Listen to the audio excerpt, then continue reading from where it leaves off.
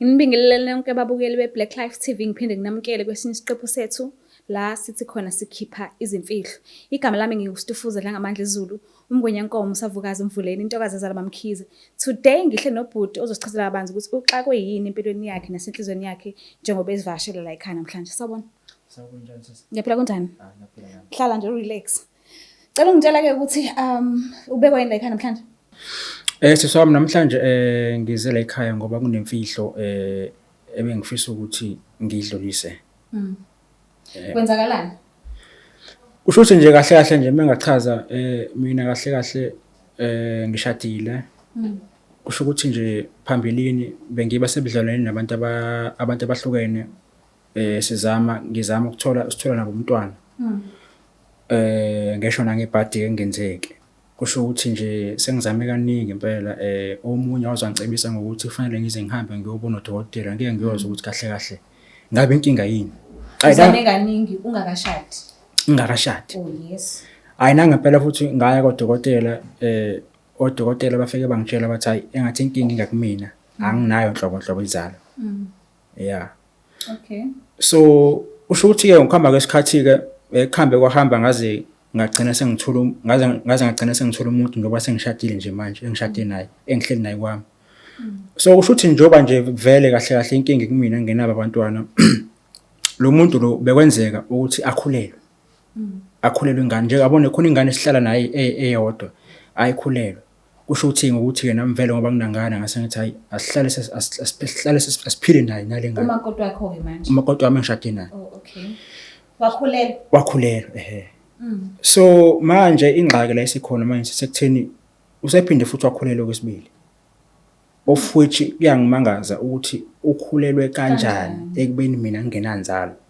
Nento engididayo ukuthi kahle kahle umthetho khona zonke lezi zingane lezi ayikhulelwe ezabanye ngoba mina anginayo inzalo. From nje emnganeni bami angikazi nje ngaba nengane. Manje kuyangidida ukuthi njobe sekhulelwe nje esibili. Ukhulelwe kanjani ngikhona mina nokuthi ekabani ingane ayikhulelwe ngibe ngishade naye. So sikuphi izathu esivalid sokuthi ushade wazi ukuthi abantwana ngeke uzobathola? Kusho ukuthi nje sesami ngasho ngathi izathu sokuthi ngishade so ukuthi nanokuthi phela uyabona empilweni khamba kukhuleka uyabona kuyafika isigaba sokuthi kube khona lokuthi noma bakuthiwa mhlawumbe ngiyadlula emhlabeni noma kuthiwa nginangane kodwa kube khona umuntu ozongivala amehlo uyabona. Oh okay. Yeah. So umuntu omthathile akaze azi inhlobo ukuthi awunayo inzalo wamfihlela nje. Bengakaze nje ngimazise seloko saqala nje ukuba ndawonye from nje sathandana up until kwaze afika emshadweni ubengayazi yonke lento. Kuyikona ukuthi ke ngokuhamba kwesikhathi ke sesishadile ke kwenzeka ukuthi akhulelwe nokwaba into ke nabe bengangafuni ukuthi ngiloke mhlawumbe ngithi ngiyayilwa ukuthi mhlawumbe ukhulelwe kanjani ngikhona ngaze gcine sekubhidleke nomshado kanjalo. Oh okay.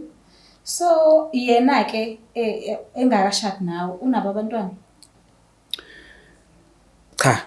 Oh okay. Akana. All right. So wafila kanjani ke usumbona ukuthi awunanga umuntu usekhulelwe manje ekubeni ngithanda kushada nawe neshow ukuthi awunayo inzalo kwenzakala nje enhlizweni yakho ngomakoti wakho? Ngona eqinisweni ngaqala nami ngaba nokuchokheka ngathi ngadideka kahle kahle ukuthi kwenzakalani ngoba phela lo muntu ngiphila naye la endlini sihlala naye sishadile and manje suddenly sebedana akhulelwe ekubeni mina ngibe ngazi kahle ukuthi akakhuleliswanga yimina. Lokho kwangimangaza futhi kwangithusa. Kodwa ke ngasale sengithula ngoba ngase nginqele indaba ukuthi okokuqala mhlawumbe ngizolokho ngithi mhlawumbe ngiyambuza mhlawumbe kugcina mhlawumbe sekubhidleka nomshado mhlawumbe siyabona nje sekungena nomndeni kakhulu ngasangathi angisale sengithula. So ekufikeni komntwana ke lo kade esekhona oqala benjani i-relationship because ngenzeka ukuthi mhlawumbe walimala enhlizweni ukuthi awukhulelwa kanjani manje ekubeni mina ngisho ukuthi angikwazi ukuthola abantwana. So kwenzakalani wa-actor engazuthi yonke into isa right noma mhlambe khona la kohla khona izinga lothando lweni? Eqinisweni nje ngasho ngithi lokuqala mhla ikhulelwa kokuqala nga-actor sengazuthi yonke into right ngoba phela kahle kahle sasisanda kuye emshadweni soba u2 manje ngangafuni mhlawumbe kube ngathi umina wona izinto yabona mhlawumbe ngaze gcina mhlawumbe sekulimala nomndeni wakhe mhlawumbe sengingena nomndeni kakhulu umndeni wakhe nomndeni wami kanjalo kanjalo bese mhlawumbe umina mhlawumbe o wrong ize kodwa ngangiphathanga kahle lokho ngoba ngiyazazi mina ukuthi ngimi kanjani. So uthuli nje sekulesi sikhathi nje impela sekuyisikhathi impela sesiwami lento ilokhu ila kumina ngaphakathi ngoba nasebusuku nje impela nje ngihlale ngicabanga lento. Kona ke manje udlelwane beni manje ke bunjani? Angifuni ukuqamba manga buhle manje njengoba nje sengithola le ndaba zokuthi usephinde futhi wakhulelwa kwesibili futhi akubuhle neze nje akukuhle nje endlini angifuni ukukhuluma into engekho. And manje I'm sure ukuthi uyathunukala ngoba phela wathula ekuqaleni and manje sekwenze usewesibili ekubeni futhi awulaphekanga ekuqaleni so nje kuhlangahlangene kwesibili manje kwesibili kanti manje ekuqaleni angikaze ngisho ngolutho ngathula eqale kwangathi angiboni lutho kwesibili manje umuntu ukhulelwe kodwa angazi ukuthi ubani ubabuye ngani. Emndenini wakho ke la uzalwa khona ukhona umuntu owazi ukuthi awukwazi ukuzala?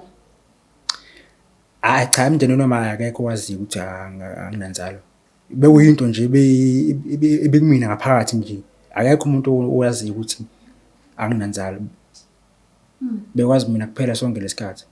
Okay, so nje ubula ufuna ukukhuluma ufuna ubani? Ufuna ukuconfessa ubani? Njoba ngilana seswami bengifisa ngaphakathi kumina ukuthi sike simfonele yena unkosikazi wami ayahlahle achaze into ezwakalayo ukuthi njengoba ukhulelwa kanjani ingane yesibili ekubeni mina ngibe ngingazi kahle ukuthi akakhuleliswa ngemina. Sike sizama ukumthinta simuze ukuthi uzothini.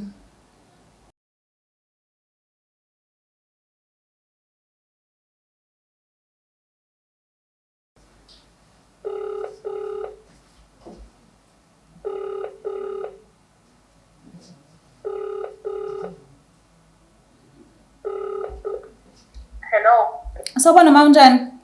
Ngiyaphila unjani? Ngiyaphila nami ukhuluma noSitifuza Dlangabandla eZulu from Blaqlife TV. Okay.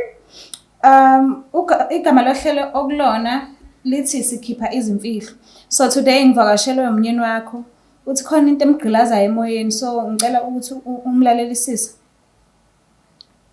Umnyeni wami okay ngiyawuzwa ngimlalela. Okay. Nkosikazi wami unjani? Siyaphila baba njani? Ngiyaphila mkami.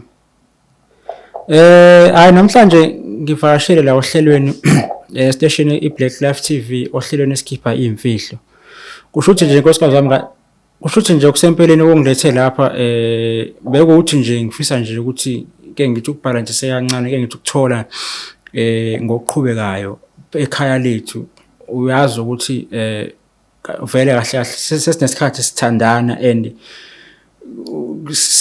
kwenze ukuthi ukhulelwe ingane yokuqala kahle kahle okungidedayo ukuthi ukhulelwe ingane yesibili nokuyikona okuthanda ukuthi ngangicaceli kahle ukuthi kanjani.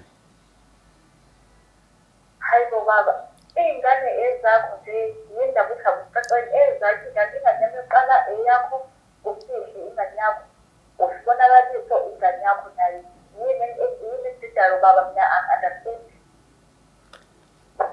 Okusempeleni nje okungididayo ukuthi mina kahle kahle isimo sami ngiyasazi ukuthi sinjani. So isimo sakho sona baba ngicela ukuthi usithi isimo sami sokuthi mina nginenkinga yokuthi anginayo inzalo.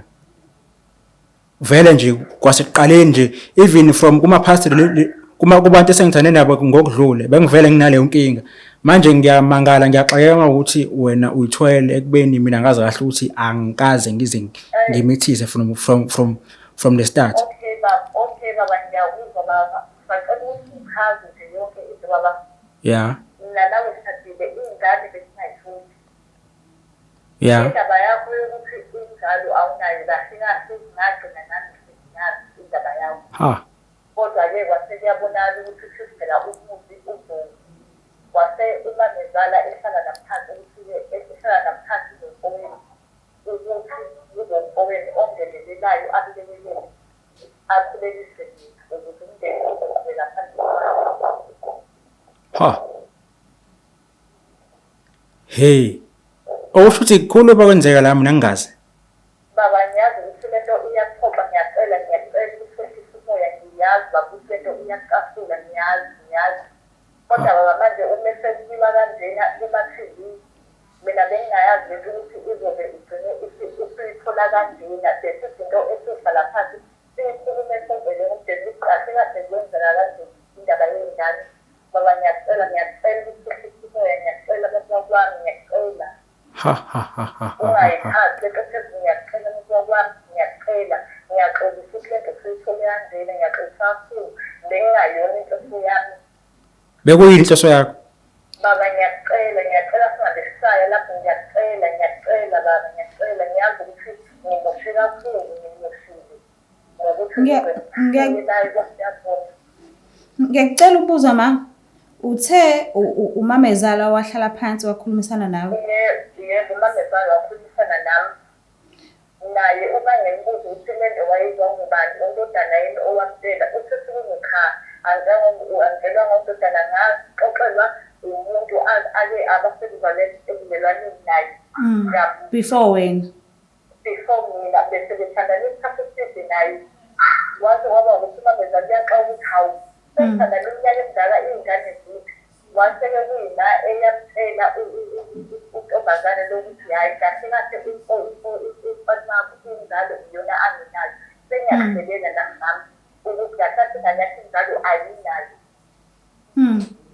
Kodwa-ke funa ungambuzi ungasho ukuthi ufuna ngoba naye lento akafuni ukuthi yaziwe lento le akathandi.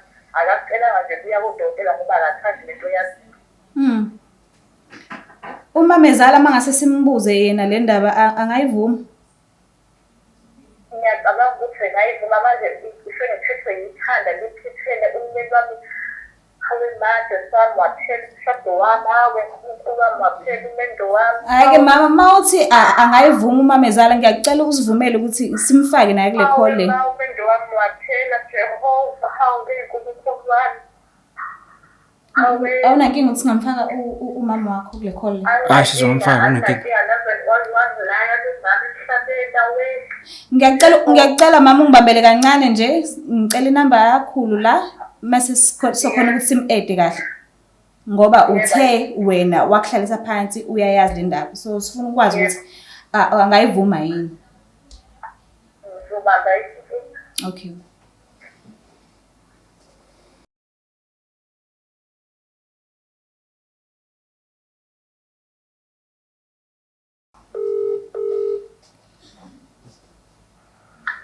Yebo sawubona. Sawubona khulu. Yebo mntanami. Kunjani gogo? Ngiyaphila. Siyaphila nathi ukhuluma noSitufuzo Dlangamandla Zulu from uhlelo sithi sikhipha imfihlo ka Blaqlife TV. Oh mntanami. Ngihle wakho lana. Yebo. Uthi nje khona nje afisa ukuthi akubuze wena kanye nomakoti wakho umalokazana wakho so uzoba khona naye kwi call umalokazana wakho nendodana yakho naye ezoba khona so ngicela ungibambele nje kancane nginihlanganise. Okay mntanami.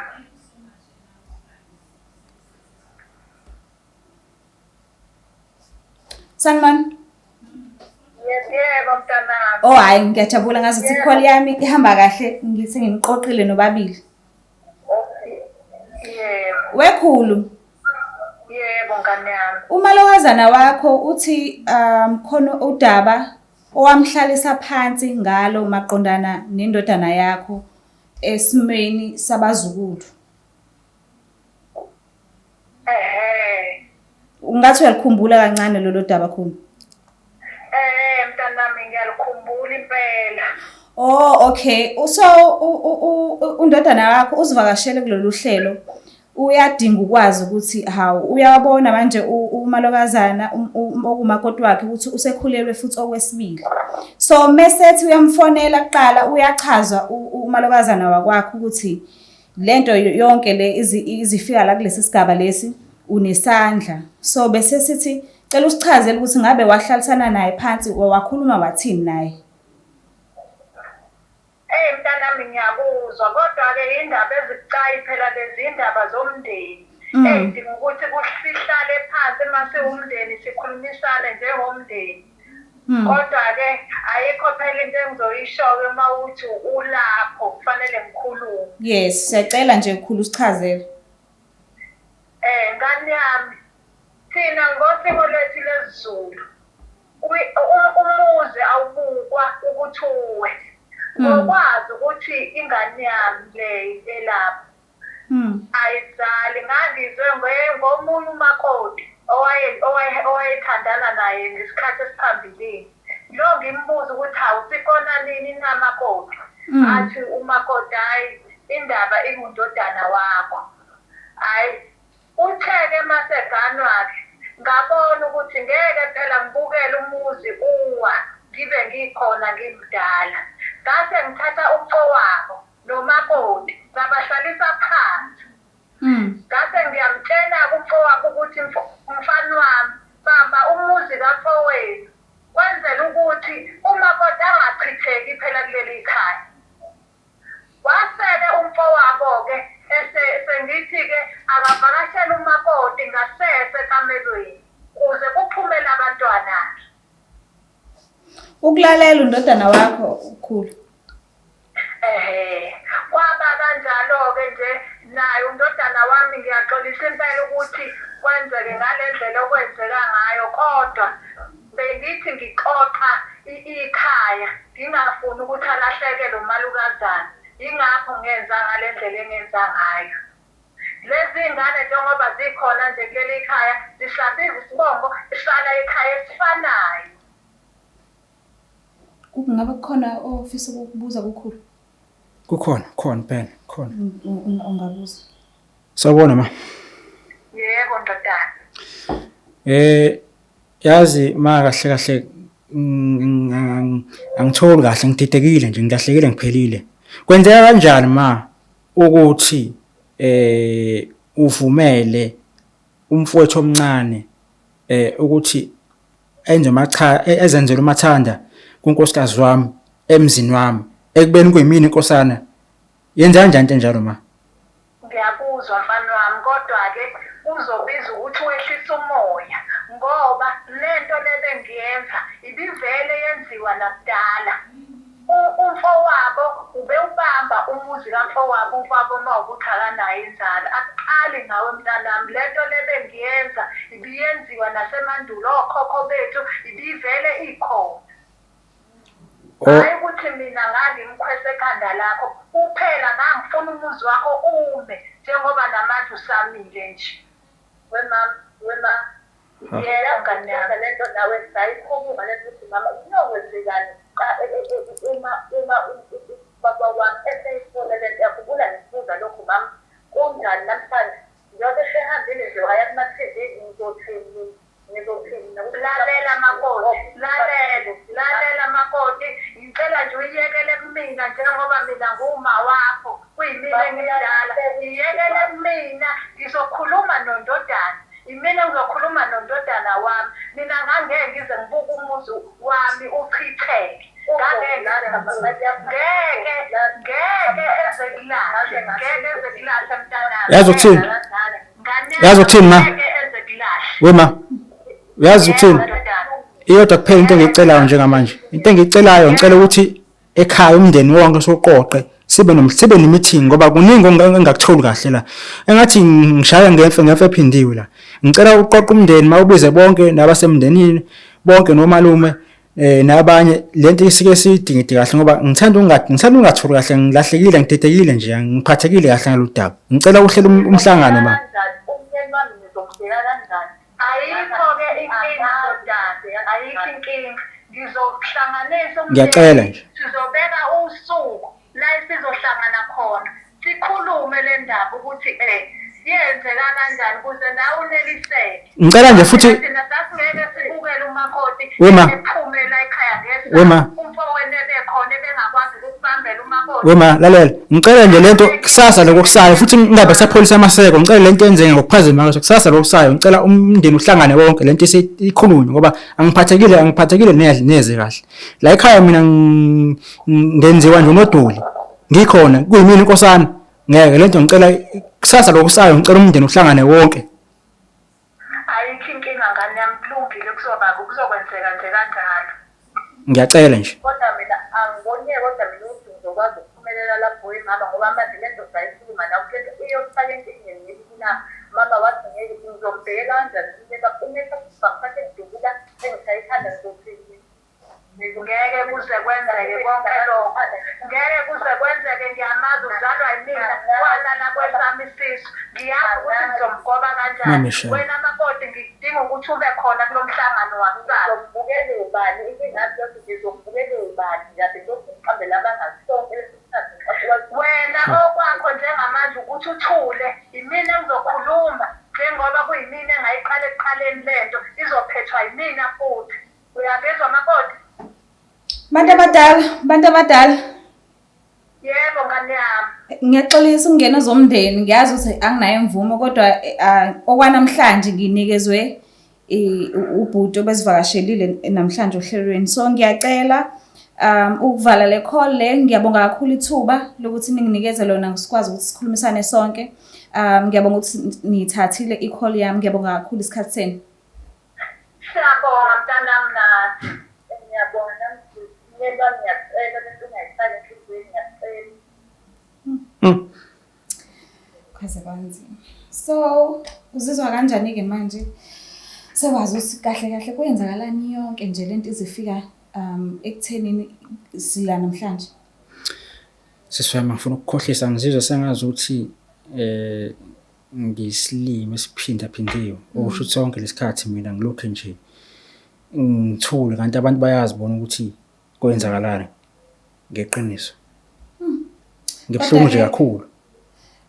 Kodwa-ke uzizwa kanjani ngomfowenu-ke lo biological father wabantwana bamakoti wakho? Uzizwa kanjani ngaye nje njengamanje nje? Mfowethu yebo ngiqiniso lithi sizelwa sigazi linye naye kodwa yabona nje kusindana nokuthi ngiliphathe nje igama lakhe. Akuvumi nokuthi angani nokuthi ngizombhekela ubani. Yize kumfowethu. Kodwa abantwana-ke bona-ke angisho uyazi ukuthi bona benza ngalutho. So uzoqhubeka ubanakekele njengoba ubukade ubalekele njengoba wabo njengoba kade uthulile nje istory usazi wena noma uzobanikeza ukuthi bakhulela phansi kwendlu yamfowenu. Uzokwenza njani ngabantwana? Yize noma amanje senginile endlini sesiwami sekufike kulesigaba sekufike kanje. Abantwana ngeke ngize ngibalahle, ngizobaqoqa ngibakhulise ngibafake ngaphansi kwephiko lami. Yize kodwa ngilimele ngaphakathi. Kodwa ngoba phela egcineni yebo noma kwenzeke kanje kodwa ngeke kushintshe ukuthi nabo kuyafana ukuthi base igazi lami. Because abantwana bamfowenu abantwana bayigazi labo. Yebo. So ku-meeting-ke mawubhekile nje umndeni wakho uyawazi ukuthi unjani. So mawubhekile uzokwazi kodwa ukuhlaleka phansi nikhulumisane noma uyacabanga nje ukuthi kuzobe siphithiphithi noma kuzoba nje ucabanga nge-meeting? Hayi kona kuzomela kuhlaleke phansi, kuzomela impela kukhulunywe nje kujulwe nje ngalento kudingidwe nje kujule impela ngoba kahle kahle sekudlalo kakhulu ngabe mina ngingazi from the start. So uzofuna nje ukukhulunywe nje kabanzi kujulwe nje. Ngoba nami ngifuna ukuthi ngigculiseke ngaphakathi enhlizweni. Kodwa siyabonga-ke ukuthi usivakashele uhlelo lwethu. I hope i-meeting izohamba kahle. Hayi nami ngithemba kanjalo ukuthi kuzohamba kahle kona, ngithemba kanjalo. Nami nje ngiyathokoza kona ukuthi uzokwazi egcineni sengigcine ngaze ngazi ukuthi kahle kahle iqiniso uhamba lifikaphi. So njengoba nizobamba umhlangano-ke nomndeni, uwona muphi umbuzo ofisa kakhulu ukuthi ubuze? Umbuzo engifisa ukubuza kahle kahle osungabe usuka ngaphakathi kumina kujulele ngenhliziyo yami ukuthi esikhathi nje beze beyihlalela phansi yonke lento from kusuka eqaleni behlele imihlangano ukuthi kufanele umne wethu angene umkami.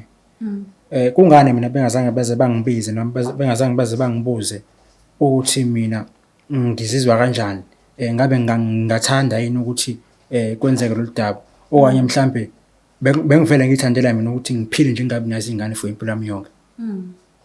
So now that usuyazi ukuthi umakoti wakhe akaphumelanga waya ngaphandle, ube la nje egcekeni unesho ukuthi abantwana abakho vele because abantwana bomfeni abakho.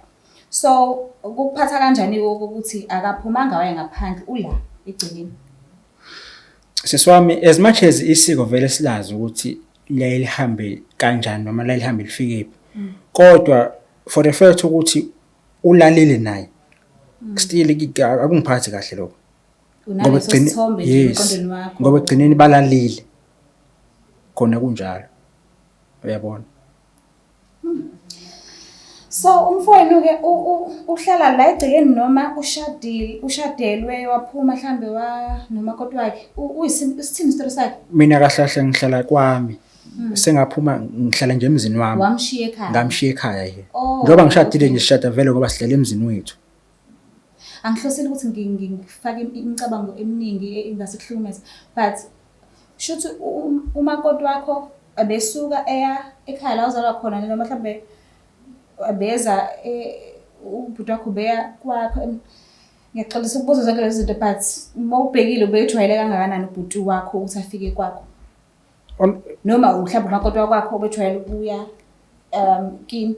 Kahle nje iqiniso lonke ukuthi uyena umnewethu obefika la ekhaya mina ngingekho emzini wami. Efike azenzele umathanda, azenzele nje ngingekho mina.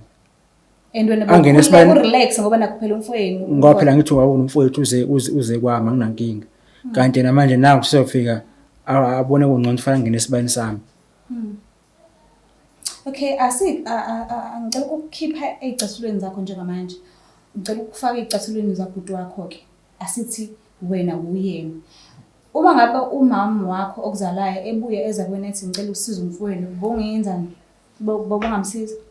Noma ubuzoqala uhambe kumfowenu uyomxoxela ukuthi umama wakho utheni, ucabanga ukuthi kwenzeke yini, bungayenzani wena if bewubhuti wakho? Siswami, be honest. Okay.